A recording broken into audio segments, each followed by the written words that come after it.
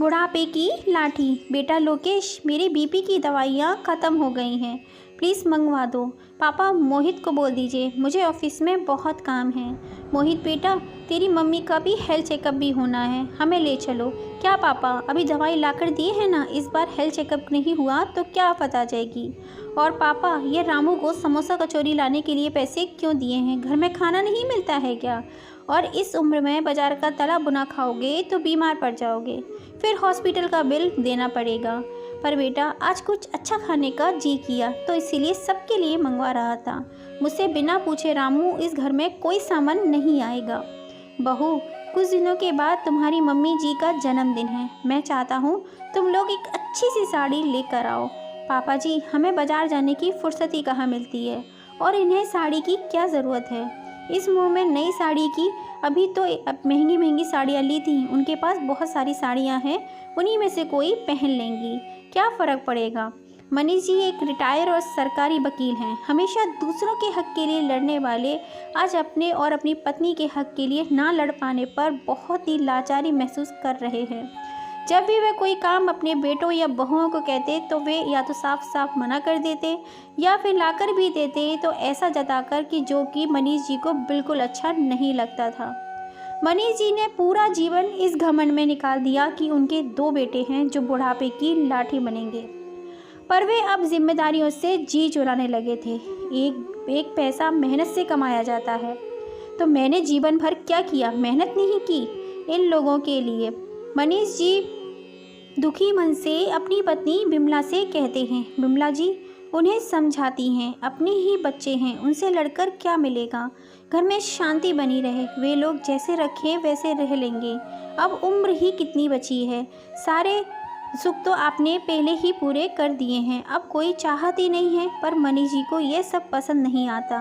मैंने सोचा था रिटायर होने के बाद मैं तुम्हें घुमाने फिराने ले जाऊंगा, तुम्हें वह सब भी लाकर दूंगा जो पहले जिम्मेदारियों के चलते नहीं ला पाया, पर तुम पहले भी सबके लिए काम ही कर रही थी और आज भी बहुओं के लिए खटक रही हो।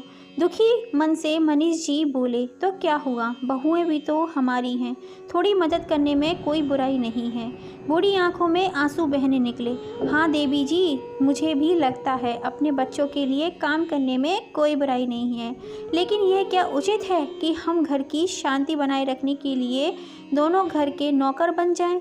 तुम सबके लिए चाय नाश्ता बनाकर कमरों तक लेकर वेटर की तरह जाती हो, क्यों आकर वे सब अपना अपना काम नहीं संभाल सकते। तुमने तो अपने बेटों को रोटी बनाना भी सिखाया था, जब तुम बीमार होती थी तो हम सब मिलकर तुम्हारे लिए खाना बनाते थे, पर अब लायक होते हुए भी हमारा ध्यान क्यों नहीं रख सकते। हम सिर्फ 2 वक्त का खाना शांति से चाहते हैं, मदद करना अलग बात है, इससे हमारे हाथ पैर चलते रहेंगे। बहू, अगर एक वक्त का खाना बना ले तो तुम्हारी भी मदद होगी। मैं तो कहता हूँ तुम अब एक बस करो, खाना बनाने वाली लगा लो, किसी को परेशान मत करो। मनीष जी और बिमला जी पार्क में बैठे बैठे चर्चा कर रहे थे कि वरुण जो मनीष जी की पेंशन के कागज अप्रूव करवाया के लाया था कि कुछ वक्त से अटके पड़े थे। अंकल आंटी जी प्रणाम। वरुण ने पहले से जानता था, मनीष जी ने उससे पढ़ाई के लिए पैसे ना होने की स्थिति में उसकी काफ़ी मदद की थी। मैं पूजा के लिए फूल लेके आती हूँ, आप लोग बातें कीजिए। अपने आंसू पोंछती हुई बिमला जी वहाँ से चली गई। अंकल जी, कोई परेशानी है क्या। अरे बेटा नहीं, जीवन में तो कुछ न कुछ लगा ही रहता है। मनीष जी बड़े ही भले इंसान थे, आसानी से तो बताने वाले नहीं थे अपने घर की समस्या। अंकल जी माफ़ कीजिए, मैंने आप दोनों की बातें सुन ली, आप कहें तो आपकी समस्या का समाधान है मेरे पास, और मेरे पास क्यों, आपके पास भी है। मनीष जी चौंकते हुए बोले, मेरे पास 4 दिन के बाद। ये कौन है। लोकेश, मैंने हेल्थ चेकअप के लिए घर बुलाया है, ऑनलाइन बुकिंग कर, अब तुम्हारा वक्त बर्बाद नहीं होगा, मैंने खुद ही बुक कर लिया। दोनों बेटा बहू सुनकर चुप रह गए, अब वे बोलते भी तो क्या। अगले दिन बेटा बोला, समोसा कचौरी क्यों मंगवाए और कौन लेकर आया।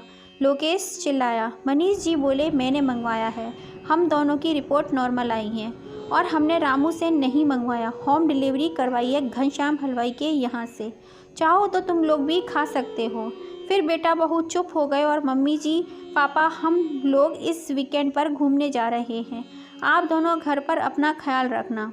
उन्हें अपनी माँ का जन्मदिन भी याद नहीं रहा था। लोकेश और मोहित, मुझे भी तुम्हें यही कहना था, वीकेंड पे और तुम्हारी माँ सीढ़ी को लेके जा रहा हूँ। मोहित बोला, आप लोग अकेले मैनेज कैसे करोगे इस उम्र में? अरे मेरे कुछ दोस्त भी जा रहे हैं, मैंने उनसे बात कर ली है और मेरा एक दोस्त तो सीढ़ी में ही रहता है और उसी ने कहा है कि आप सब लोग आ जाओ, मैं सारी व्यवस्था अपने घर पर ही कर दूंगा। मुझे जम गया और सोचा तुम्हारी माँ का जन्मदिन भी है, वहीं अच्छी से मना लूँगा। हंसते हुए मनीष जी बोले। बहू बोली, इतना खर्चा? मनीष जी बोले, तुम लोग भूल रहे हो, मेरी पेंशन मेरे लिए काफ़ी है और आज से हम दोनों की दवाइयाँ भी ऑनलाइन ही आ जाया करेंगी। तुम लोगों का वक्त और पैसा बर्बाद नहीं करूँगा। बीते दिनों कुछ लोगों से बहुत अच्छी सीख दी है मुझे। उम्र कोई भी हो, आत्मनिर्भर रहना कितना ज़रूरी है। अपने पिता की ऐसी बातें सुनकर चारों शर्मिंदा थे।